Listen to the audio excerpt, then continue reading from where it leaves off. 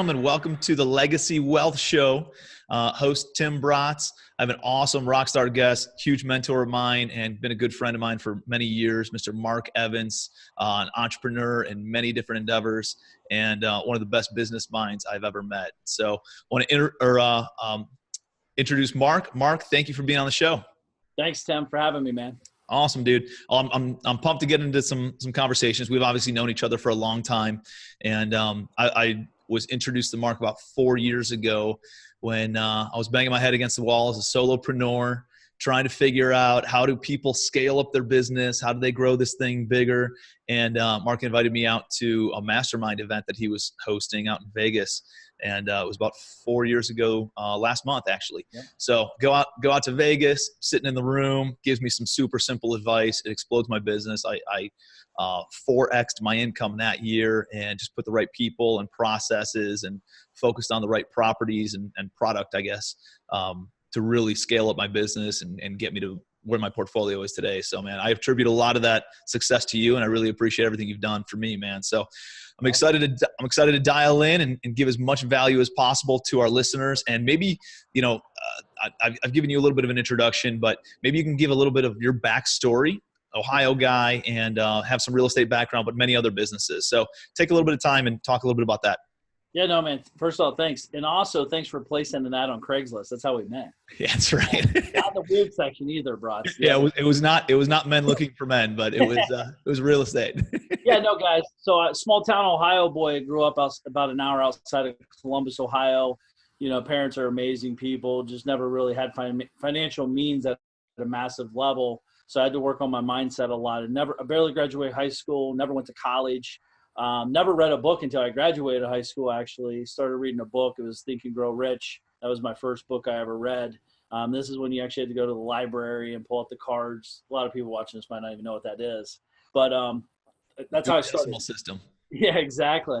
So then I grew up in a construction kind of environment. So it's like, what do you do? Well, I knew construction. So my goal in life was to make $100,000 a year. And if I did that, I'd be rich and I could live any life I wanted.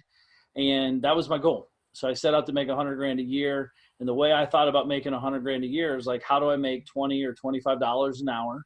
And then I just reverse engineered $100,000 a year. How many hours do I have to work? And am I willing to make that happen? So it's very simple. $100,000 divide by 20, divide by 25. Let's go make money. And then the next question is, what are you going to do? So I've never had a real job in my whole adult life, a W-2 of any way, shape, or form. So it's either you kill it or you don't eat. And if you can't tell, I definitely am eating, that's for sure. But at the end of the day, for me, my first buy was June 21st, 1996. I actually bought a seamless gutter company. That was my first company. Literally right out of high school. I met this guy, Larry. He was an awesome guy. I learned about owner financing, and I owner financed a seamless gutter company, which was insane, $287 a month. I still remember to this day. And he's like, what do you know about gutters? I was like, water runs downhill. He literally put his hand out, shook my hand, and I owned a company. And the phone was ringing off the hook. Some interesting lessons, right? So I bought a company, an existing company. He got in a bad car wreck, so I understood the situation. Bad car wreck, truck sitting there. He's getting tons of calls, like 20, 30 calls a day to do work. He can't do it because he can't climb ladders anymore. He's a little bit older, bad back now. And truck's just sitting there, so it's a dead horse. It's making him zero money. So me coming and presenting and talking to him, I got the seamless gutter company. I'm doing all this work in gutters, hired 2 or 3 of my buddies back then immediately because you can't do gutters yourself typically. And then everyone I was doing work for was pulling up in the Porsche, smoking cigars, saying, hey, man, can you get this other job, do this other job, and they're paying me. And I'm like, what do you do? And they're like, real estate investing. And I'm like, okay. After a couple people say that and they're all paying me and they're all growing, I'm like, I need to be doing investing. So I started learning about investing. Went to a 3-day seminar from TV that we've all seen. Invested every dollar I had to go down to Florida for 3 days. And literally one thing changed my life. I was sitting in front of the room. There's about 65 people in the room. I saw the guy that I was there. This is newspaper days. He was in a newspaper. He made a phone call. And the lady said, I'm going through divorce. I'm just done. I'm selling. I'm out. And he's like, let's jump on the bus and go buy this house. And I said, I can do that. And what was interesting, all the older people were saying, oh, this is staged, all they're pessimistic, oh, this is staged, there's no way it's that easy, this and that. And I'm like, we just saw him do it. What are you talking about? So that was a big thing to me. I didn't have any competitors. I just wanted to go back to the room and start making calls. But then it grew, I was learning about owner financing because I had no money. I had no credit. I was 18 years old. And then ultimately what happened, I just started buying properties, owner financing, and started growing that job, not business, by the way. I wasn't a business for a long time because I didn't realize there was a difference. But I was working. I'm a mule, right? Just work until I die or quit. And then I realized through this journey, I almost went bankrupt twice in my early 20s. Made a lot of money and spent a lot more money. Made a lot of money, spent a lot more money. But then I started realizing I didn't want to learn just about how to make money in real estate, but how to grow a business, how to become a better leader, how to become a better driver of companies, how to build a real company. What does it look like? What should I be looking for? How should I market? Investing in marketing. It's always funny to me. People say they have a business and all their business comes from word of mouth. Well, that's not a business. That's a death trap. And again, you can make some good money doing it maybe, but you're not going to ever get free and rich and wealthy and build a legacy for what the show's about, legacy wealth. So, fast forward to now, almost 23 years now later, I own multiple companies. They generate massive amounts of money, which is insane. I'm still amazed by it today. Very humble in that. But the truth is, it's not even near as close as where we're going. I feel like we're just starting every day. I feel like it's a new venture. And a lot of people depend on us. So if not me, then who? Yeah, I know. But that's where I'm at now today. I love it, man. Yeah. I think that why not me attitude is something that some of the best business minds I know encompass, right? It's like, if this guy can do it, I'm going to get rich doing this, right? If this guy's getting rich, I'm going to build straight wealth. Yeah. And I see that once in a while. And I know that like a lot of us go through this phase of, you feel like you got to like do all the work. You feel like you got to get kicked in the mouth. You feel like you got to earn your dues, right?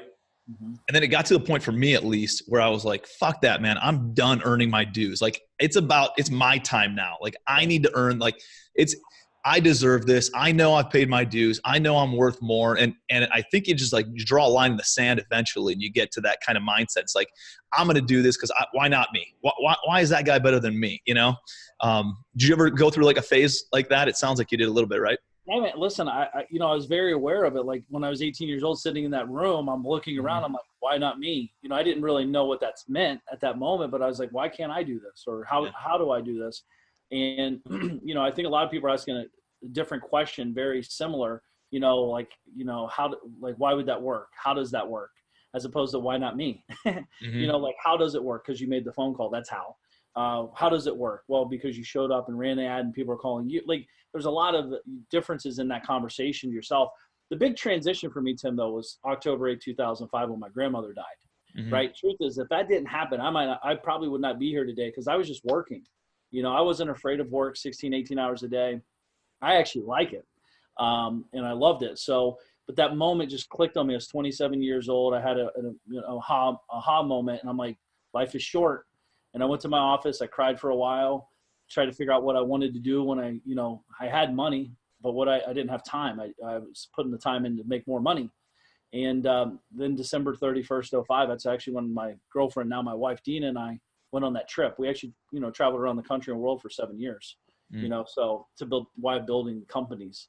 So, but yeah, why not me? Like, why can't I travel? Why can't I build a business? Why can't I buy 5,000 units? Why can't I grow a business to 20 million, 100 million, or whatever the number is, right? So tell me a little bit about what that transition looked like when your grandma passed away and you're doing all the work yourself, right? You don't really have a team built or systems built and you go and travel the world for 7 years. You say that to somebody and they're like, no friggin' way. Dude, I remember when you called me from the Craigslist ad that I posted on that package of properties, you were on your honeymoon with Dee and you were in Hawaii for 4 weeks. And I think Bora Bora for another 2 or 3 weeks after that. And I was like, I'm doing everything, right? I'm collecting rent and I'm doing all the work and I'm seeing contractors and leasing units, finding units, raising money, doing all that stuff. And I don't know how the hell to get out of my own way, right? So I call you, and that was like mind-boggling to me that you could go and take 6 weeks off and do something crazy. Like, dude, I'm going to Spain for a month next month, right? Because of the things and these types of the things that you learn and how you build business the right way. And so tell me what the transition looked like when your grandma did pass away. Obviously, I know how much she meant to you, and that had to be really, really tough. But it also helped you reflect back on life. What does it mean? What does legacy mean? Those kinds of questions. And as you're reflecting on that and looking to build your business, can you speak a little bit more to what were the things that you put in place to help build a bigger business to then create that legacy type wealth? Yeah, man, I think it's a great question. First of all, I think the biggest thing is, every successful person I know is very grateful, right? I have a lot of gratitude for everything. Even my grandmother dying, I'm very grateful I got to be able to tell her goodbye, for example, right? So, and, looking at the situation and saying, I don't know everything. A lot of times I talk to people, they think they know everything, but they can't pay their electric bill. It's like, I meet a lot of smart people that don't know how to make money, but they know everything. So power of gratitude and reflection, so I don't really go backwards a lot in my mind, because there's really, I can learn. I'm learning and using. I'm not necessarily stopping and thinking 10 years from now. But keep in mind, right, back then in 05, 06, this is real estate. I did have a team in Columbus. I had an office building. I had some staff there, but systems were non-existent. I made a lot of weak people look strong, right? Because I'm listening to their phone calls. I'm like, give me the call, I'll close the deal. And I closed the deal. Made me feel like Superman. They felt like they were doing something great. I was actually hurting them and me, right? Because I was giving them power and pulling it right back from them when they had actually hit a little bit of resistance on a close. And, without me, it didn't, I was the glue that held everything together. So when I left, this is flip phone days, and faxes. I would travel with a fax machine, literally, because this is how you transacted business. You didn't have DocuSign and right signature and everything we have now. But the transition for me was more of making a commitment to do something. I literally, my first commitment was 30 days. All right. If you've ever been in Ohio from December 31st to January 31st, it's a little chilly.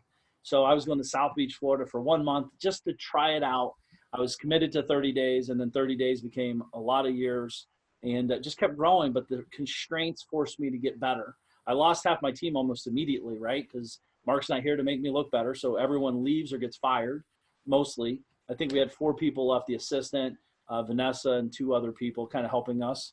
But ultimately what happened, I got rid of the office in June of 06 and just said, hey, guys, we're going virtual. No one even know what virtual meant. We're working from home, actually. We didn't call it virtual.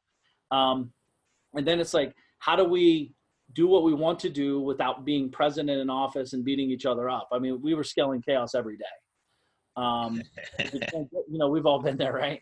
I might be there today. Who knows? Yeah.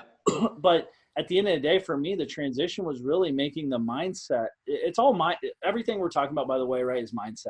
100%. It's just really realizing how grateful you are to be where you're at today. If you're listening to the show, there's a reason you're listening to it. And just being present, being real with yourself and saying, I don't know everything, I need help. And just taking your ego out of the situation. Love it, dude. So one of the things you're really, really good at, Mark, is thinking big and thinking bigger and thinking a few steps ahead. So you said that you don't think 10 years down the road, but you do think, you think down the road, but that's not like how you set your goals and stuff, right? That's always been an interesting thing in me watching you. Well, what's helped you, 1, think bigger, and 2, how do you set goals and how do you make sure that you're on the path that you want to be on longer term? Yeah, man, the biggest way for me to think bigger is get around people doing bigger things than me, right? So if I call it the king of the dipshit mentality. If I'm rolling with everyone doing the same thing I'm doing, we're going to all cap out, but someone's going to be the king of the dipshits in the group. And I'm going to be looking up to them, and they're making maybe 10 grand more a year than me, or whatever the number would be, right? If you're making 50, everyone's making 50, and then some guy rolls in and making 55 a year. You're like, dude, you got it made, whatever. And I'm not knocking. It's just a reality of the situation. So the guys, these are why masterminds are important. These are why events are important.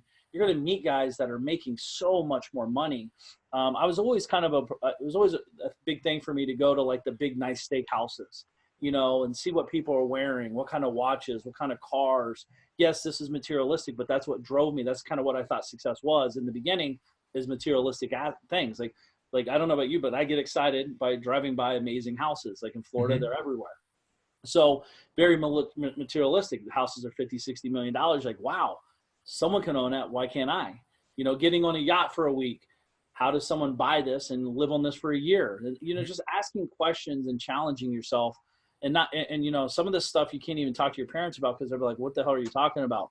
You know, be grateful for what you have. Well, who says I'm not? You're right. So, all these crazy things. But again, we're talking about mindset, right? So for me, it's like, I'm thinking more about, you know, my biggest, scariest place in life is being comfortable with where I'm at, you know, comfortable as a person, not necessarily financially, but as a person. I want to grow, expand, push the boundaries. How do you buy a jet? How do you buy the cars? How do you buy the houses? How do you have multiple houses? Like, I have multiple houses. I'm still amazed that I'm able to do that.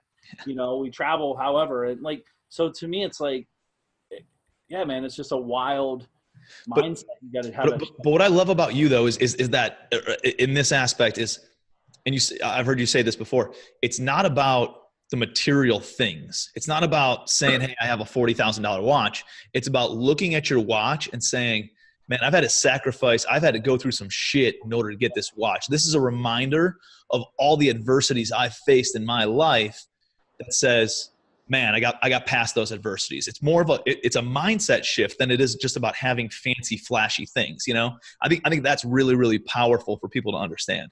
Well, dude, people run, you know, Frank McKinney runs the Badwater, you know, guys run the Badwater. It's a 125-mile trek in, you know, Badwater in Arizona, I believe it is, or Vegas. But I mean, they, at the end, they get a belt buckle, you know, it's a trophy. It's a piece of success. Like, I worked really hard to get this, you know, for the watch, for the houses, for the car. To me, this is why I'm here. I want first of all, there's nothing in the thing that says you can't have nice stuff while you're growing and building. Right. And for some reason, and by the way, guys, if you're talking shit about people who have nice stuff, you're part of the problem. You are the problem. That's your mindset that's holding you back. You're saying, I want to get wealthy to leave a legacy, but anybody has anything nice is, you know, full of shit or scam artist or this or that. That's how I grew up, by the way. I mean, everywhere I go, like, I want that Ferrari. Oh, who'd they rip off to get that? You know, and I'm like, we don't even know the person. Who'd they rip? Like, what are you talking about? Yeah. And the truth is, and you know this, Tim, because we meet a lot of successful, wealthy people. Most of the time, the wealthy people are the nicest people I've ever met in my life, and they can actually help other people because they have resources and money and time. And, you know, when you're broke, I used to be broke. I didn't have time and resources and all that. I was so busy working that I didn't have time to do the things I really wanted to do, passion, legacy-driven pieces. It's not about the money. It's about what money can do. What are the impacts that money can make, right? What kind of influences and improvements can you provide and offer? Like, I know you're big into the philanthropic side of things and pay off layaways every single year at Kmart, Walmart, whatever. And I know we're always donating and giving back and helping out charities and all sorts of different people who fall on hard times. So it's not about the money. It's the noble things that money can do. Oh. That's why we go and try to create this legacy wealth. Yeah, dude, just taking it on the personal level too. If I have money, I can actually be home with my kids. If I have money, I can actually have my wife stay at home with the kids. If I have money, we can hire a babysitter or a teacher or whatever to be home with the kids while the wife and I are out hanging out, enjoying life. So it's like, you know, again, these are amazing benefits of that money, by the way. It gives you options, right? Yeah. Now you have options to do whatever you want, whenever you want, wherever you want, with whoever you want to do it with, right? It gives you more opportunities and more options to live a more fulfilled lifestyle anyways. So tell me a little bit about how you do set goals. I mean, you say that you don't look out 10 years. I know you do like 12-month goals though, right? I mean, I realize, you know, every time I do set long-term goals, I'm changing them, right? Because they're living, breathing like thing, right? It's its own organism almost, that other opportunities shift, other opportunities provided like appear, and you end up going down a different path. So I understand why people don't put long-term things in place. But for me, it helps to have like a destination in mind and then be able to like reverse engineer my path in order to get there. So I do have something, hey, here's where I want to be on a holistic level, maybe, you know, 40 years from now. But how do you set your goals right now? Help the teams get bigger. That's really my goals in life now. You know, obviously I have health goals, you know, like, hey, I'd like to be down 20 pounds by the end of 2019. That's a goal to me. That's a very big goal. And then you got to create the path to get to the goal. The truth is, I think a lot of people set very low level goals per year. I like to have big goals per month. To me, the monthly goals are much more attainable because it gets me a lot more focused. I think a lot of times people set the 12-month goal, they feel like they can do it. And then what do? They wait for the last month to do it. Mm-hmm. So for me, it's like, I'm very now. And Tim, you and I are like, every successful person I know is now. We're very urgent. Like we got to go. I'm not patient. I got to go. Shut up. Where are we at? Let's go. How do we get there? Let's go. Okay, this is breaking. Let's fix it. Let's go. We're very solution driven, Mm-hmm. and we know there's going to be problems and all that stuff, but like, let's get it done now. Like there's hacks and all this. How do you lose 20 pounds in a year? That's a very rolling process in my mind. How to lose 20 pounds in a month, 2 months, 3 months. I can manage that mentally. I can understand it, wrap my head around 90 days of hard workout effort, and then create a lifestyle inside of that for the next 12 months or 9 months or whatever. So for me, business wise, I'm more looking like how to multiply my efforts. Like, okay, I want to make 10 million a year in this company, but how do we get to 30? I'm more challenging the thought process of where we're at to where we're going, and then more casting that conversation onto the team to have them help me find the answer. Because truth is, if I knew the answer, we'd be doing it already. Mm-hmm. So it's more empowering them, coming up with that big picture, semi-attainable, but still a stretch goal, but also forcing it through conversation with the team. I love it. And speaking of team, you're one of the best at building teams, man. Talk to me a little bit more about how you screwed up building a team and how you've gotten better at building a team and some of the lessons learned in that whole process. Yeah, man. Again, because I grew up kind of not a lot of money around me. So every time I heard people talking about hiring people is how do you pay them less and give them more to do? Right? So the mule, that's what I was taught. So I lost a very amazing person in my life and business that I literally would pay her less, say, oh, we had a bad year, I got to pay you less, but I'm going to give you more to do. And ultimately that lasted 6 years and she left, and she should have left probably 2 years deep.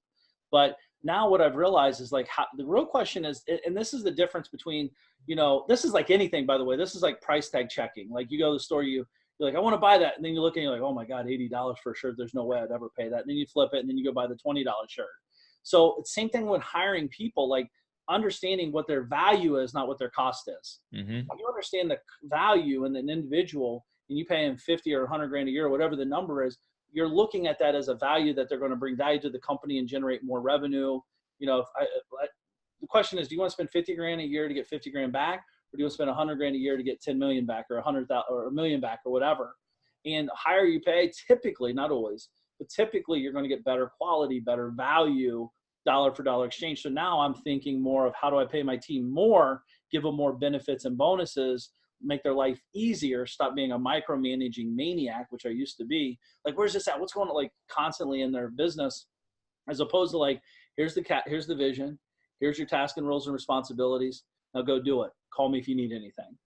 And now when you do that, you kind of empower other people to help lift you up. And it's really worked well. I mean, obviously I still have challenges with that. And you got to let go of good people sometimes because they just kind of change their core values. Right. Because they could watch me. Like when I was building my team, I was traveling in amazing 5-star locations, on everywhere in the world. And the team could be like, well, he's traveling, I'm making him money, why am I doing this? But like I built a culture around like, guys, I've worked really hard to get here. I'm actually, when I'm not working, I'm working, just like you can. Yep, absolutely. And I found that like when you attract that higher talent, when you go after that higher talent, it removes everything. Like they're so solution oriented, like you had just mentioned, that they're going out and solving problems, not even bringing, hey, Mark, don't even worry about it, dude. And they rip the ball out of your hand and they run down the field with it. Like that's the type of A players you want on your team.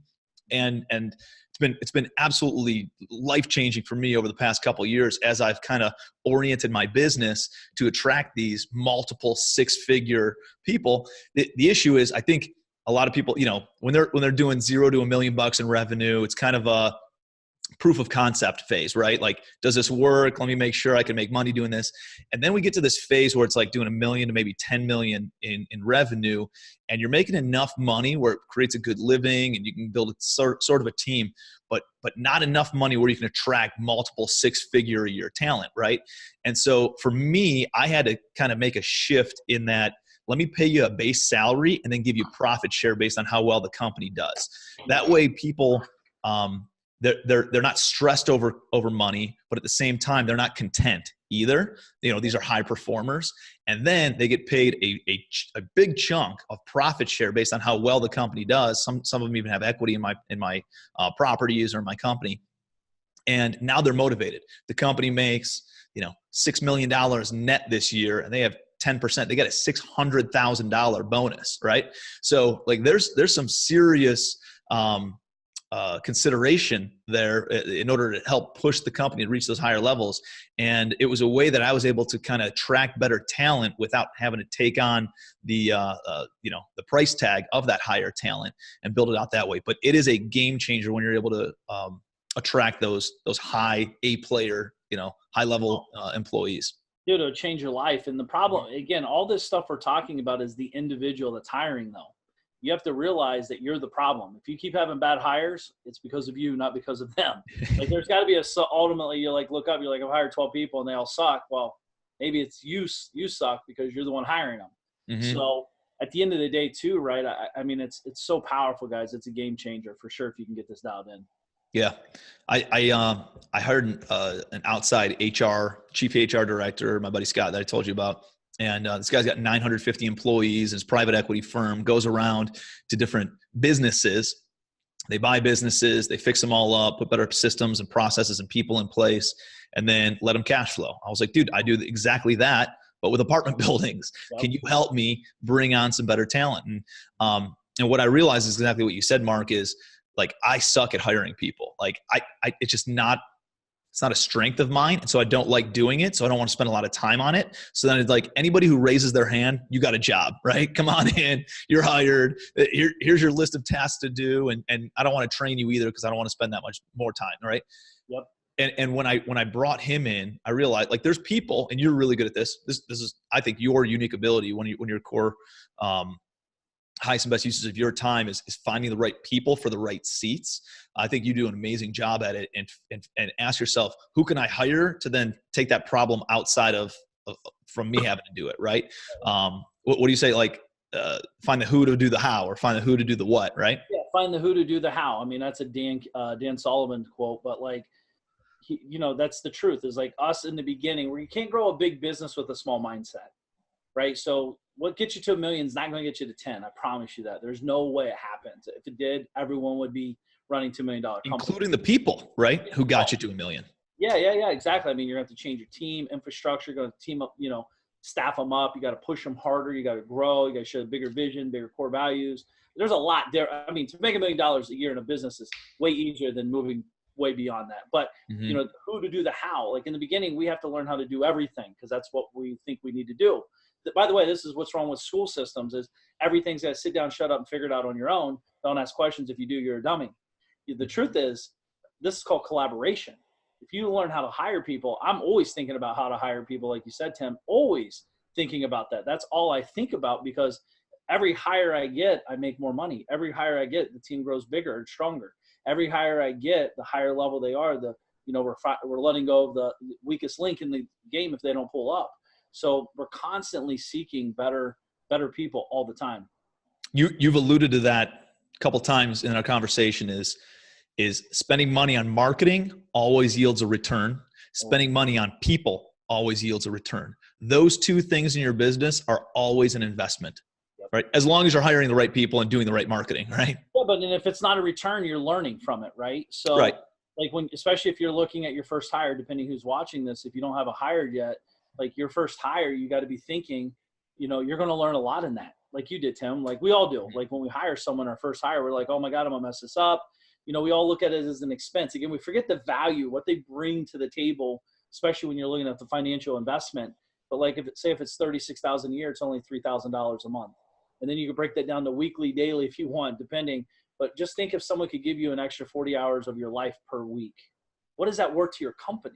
Mm-hmm. That's what a $36,000 or $50,000, depending where you live, assistant could do for you. Mm-hmm. They're going to do consistent things. They're going to be focused. They're going to give you direct, and not only that too, Tim, right? We step up when we hire someone, because we got to become more conscious. We got to become more accountable to the system, because we actually have people now depending on us. Mm-hmm. Yeah, it's powerful stuff. And I remember sitting in that mastermind. That was the advice you gave me. You're like, dude, you got to get out of your own way. You got to hire an assistant ASAP. And for me, I was like, dude, I just made 6 figures for the first time the previous year. Like, there's no way that I could, bring on an assistant and pay them essentially 33% of what I just made. And you're like, dude, don't look at it like 35 or 40 grand a year. Look at it as $3,000 a month, right? So you invest for 2 months, a total of $6,000.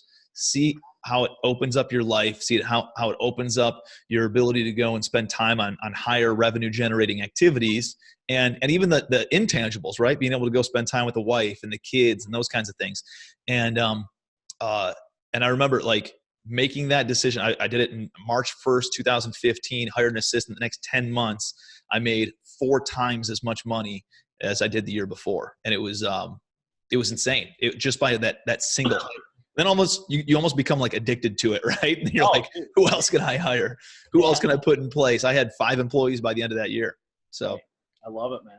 no, it's powerful stuff, man. So this is Legacy Wealth Podcast. Obviously, a lot of business orientation. We're real estate guys, so we're going to be talking about real estate. Tell me about just like general financial advice. What's some good financial advice that you've learned over the course of your life, or something that you got Marco, who's 3 going on 4 this year, right? And then you have the new baby due any day now. Super excited about that. Tell me about here's the bigger questions. What does legacy mean to you? And then I want to talk a little bit. I'll dive into something else after that. So what does legacy mean to you? Yeah. So legacy means, so like for me, my driver is breaking the financial problems that my family has had their whole life. Right. So I want to leave the family better off. My mom and dad did an amazing job raising me with manners and all that, but financially, I didn't learn anything from them except how to go to work and make a paycheck and complain about my job and repeat process. So legacy to me is like I saw my grandfather die in a nursing home. I will never die in a nursing home. I'm going to make so much money that I'll be on the $25 million house overlooking the ocean with people changing my diaper if I have to. Like that's kind of stuff that drives me. I think about. For me, legacy is about not giving my son and my other child everything, but giving them the tools to be successful and be a great steward of time, money, and energy to people and causes that we care about. Because once you get to a certain level, and we all know this, once you get enough cash flow, it really becomes, you better have a bigger driver than just money, because if not, you're never going to be satisfied or happy. So legacy to me is just really putting my arms around conversations, doing it day to day, living it, eating it, sleeping it, and leading by example to myself, my family, and people, around me. Like I just want to be a better leader. So to me, it's stewardship, man. I think we all got to be thinking about how to give more, and because there's a lot of takers out there. So I'm really thinking about stewarding the money. It's a learning process, though, man, because right, I got 18, 20 something years of deprogramming from how I grew up. Right, everyone's like, money is the root of all evil. So you fight that all this time. That's why you got to surround yourself around great people making a lot more money than you, how they protect it, how they grow it, how they manage it, and all that. So for me, that's what legacy means to me, man. It's powerful, man. Powerful. So what are you doing to instill, because it sounds like obviously guys like us, we're going to be able to pass down significant amount of wealth to our kids and to future generations. And that's powerful. But we know that it's the education, right? That's and the knowledge and the mindset that's far more valuable than the actual tangible stuff, right? And so, what are you doing to teach Marco about building wealth, about finances, about getting in the mindset of these things to make sure that he's growing in a way where he doesn't have all those negative thoughts about wealth and money for the next 19 years. He's got an awesome head start, right? So what are some of those things that you're working with him on? Well, I mean, dude, I think it's just, but one, he's 3.5, right? So you can only have so many deep conversations with a 3.5. But for me, it's like leading by example. I mean, he's 3 years old. He's been on multiple yachts, multiple private jets, multiple amazing locations and vacations and all that. So for him, his norm, when your dream becomes your normal, like it really is, it's crazy. I still am amazed by that. But for him, hey, what does daddy do? Hey, like more importantly, I'm leading by example. I'm up at 4:44 in the morning. I'm doing the work. My conversations every day are about money, what money can do for us. Not it's a problem, but how do we get more? Strangers aren't danger. Stranger danger is not every stranger. I think Grant's famous for saying, strangers have my money. Strangers got what you want, right? Like they have properties, they have houses, they have companies, they have problems. Solve their problems, become solution oriented.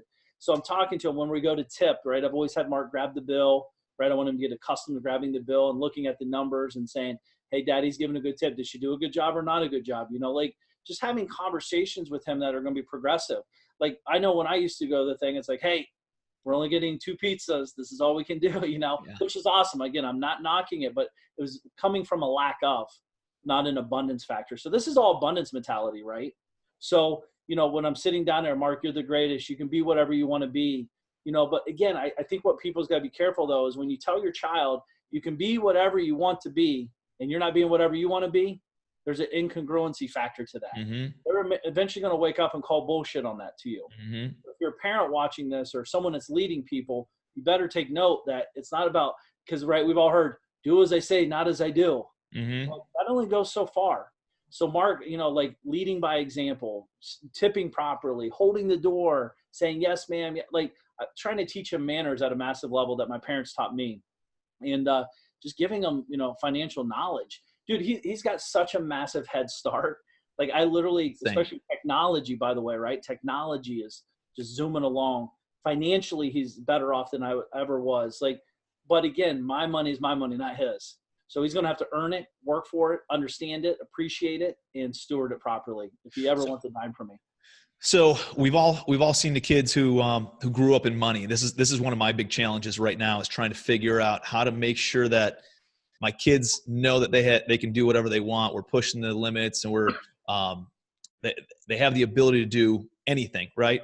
And I'm trying to be that good steward, be that mentor to my children, and be that person, right? So at the same time, though, we've all seen the kids who grew up with a lot of money, who never had the responsibilities, and all of a sudden they turn to drugs, they turn to being total shitheads, and you see them on television now, right? Are there any concerns there, or how do you combat that? How do you take a look at that and make sure that Mark's going to be an awesome person? Obviously, you're teaching him on the manners and that kind of stuff. Is there anything that you're doing to kind of like say, hey, man, this is your reality, but it's not most people's reality. Like, this is what most people have to deal with. This is why you need to be have gratitude and be thankful for all those kinds of things. Well, how do we balance that? And I'm asking as a friend, trying to figure this thing out too, you know? Oh, dude, listen, I don't think anybody's got it figured out. I think people can say they got it figured out, but the truth is, right, we could grow up in the same house and 3 people, and all 3 people could be so different, right? Drastically different. I think at the end of the day, it keeps me up at night. It gets me up early. Like, I don't want to raise a shithead. I want to raise someone respectful to the world and to himself. Probably the biggest thing is, like, I think about is probably the best thing we could do is teach a kid how to be happy. You know, no one can, like, especially when they're young, right? They're in high school or kindergarten or whatever, and kids are picking on them. It's like, Daddy, they're being mean to me. It's like, well, that's on them, not you. They're just being jerks. It is what it is. You know, like the problem is too, I think the world's pussified children.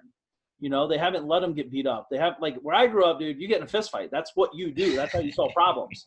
And you get whacked a couple times, like, oh, that doesn't feel good. I better straighten up. Yeah. So, you know, I think, you know, as he's growing and developing, I definitely want to teach him what real happiness is, because we do live in a materialistic world. It's only getting bigger, right? So let's say, and again, this is at all levels. I know a guy, he has, his families are like $100 million plus their worth. He's a lawyer for them. Parents die, kids, you know, get all this money. But as the kids are never happy, you know, because they're looking for something that's not real, you know, bigger cars, bigger houses, all this stuff for just the stuff. It will never make you happy. It's never going to fill the void of your dad not being around all the time when he can be, or your mom or whoever. So for me, being present, acknowledging the good, the bad, the ugly, and everything in between, and having a real conversation about happiness. Like, dude, I don't care if he was a ballerina dancer. It's not ideal in my mind, but if he did it, I don't care. I'm supporting him. I'm going to give him the best teacher.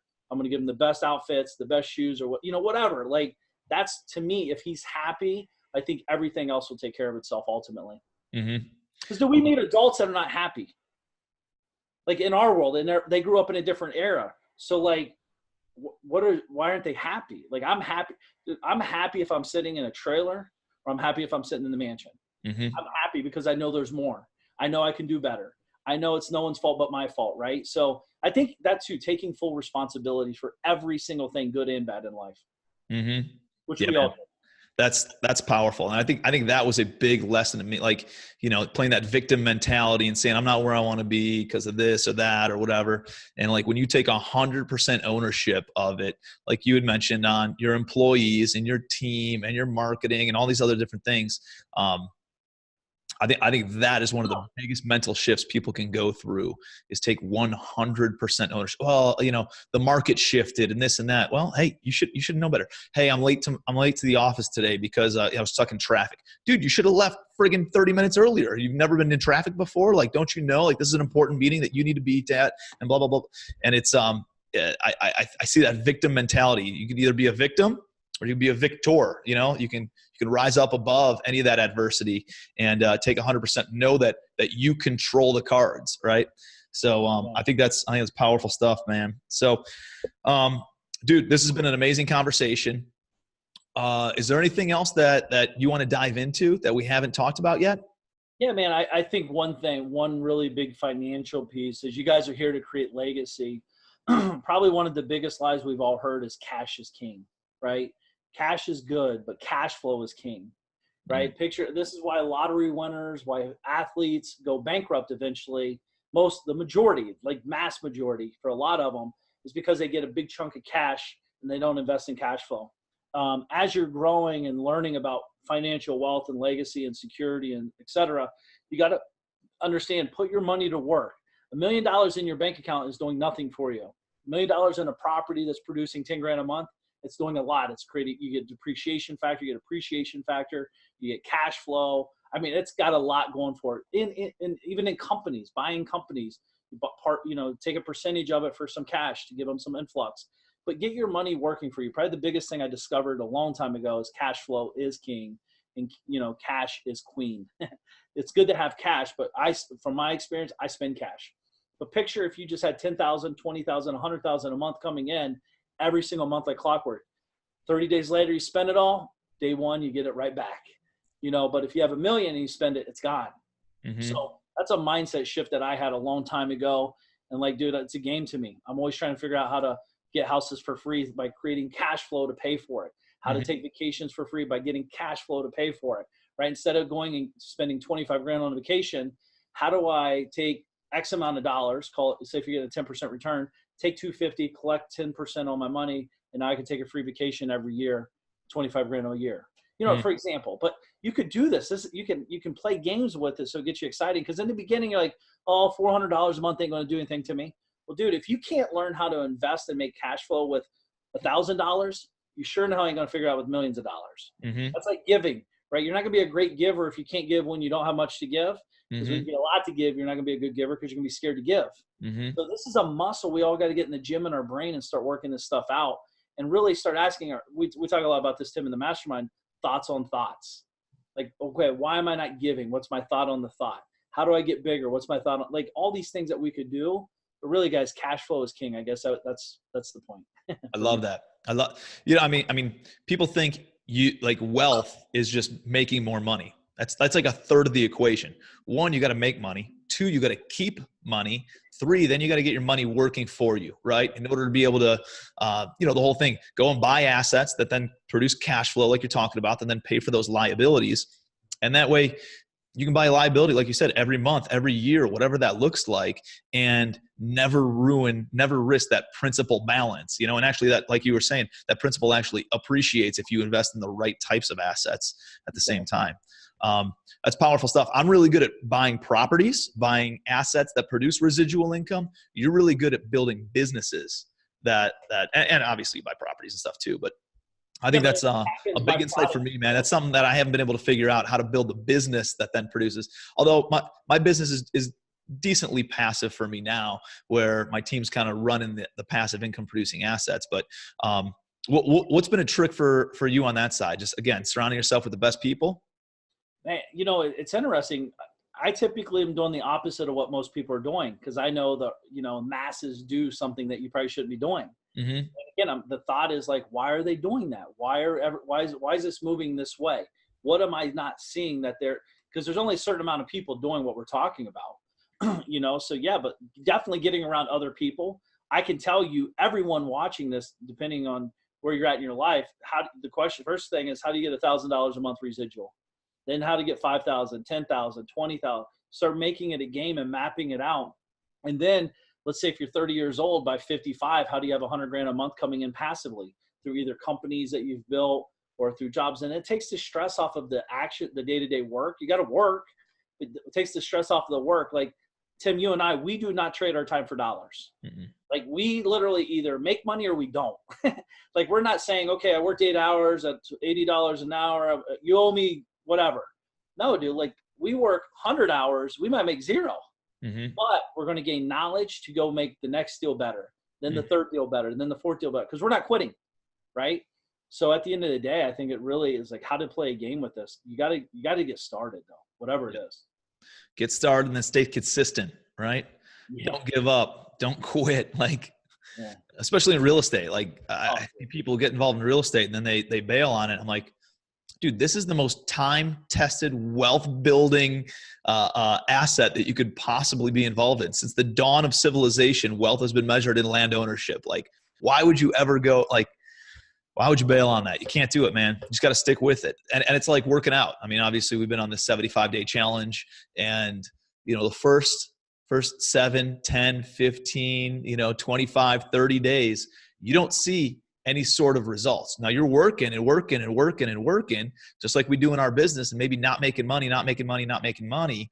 And then all of a sudden, 60 days later, 90 days later, 120 days later, nobody sees any results after 30 days. Maybe you see a few results after 60 or 90 days. And it's not until, 6 months later that people are like, Mark, man, hey, your face looks good, man. You've been losing a little bit of weight. You look a little bit, more postured. Dude, look at me. You're like, man, I've been working out every single day, blood, sweat, tears, crying, outside in the snow, inside doing 2-a-days, eating healthy, like sacrificing daily for these results. And you're just now seeing this 6 months later, but that's life. That's business.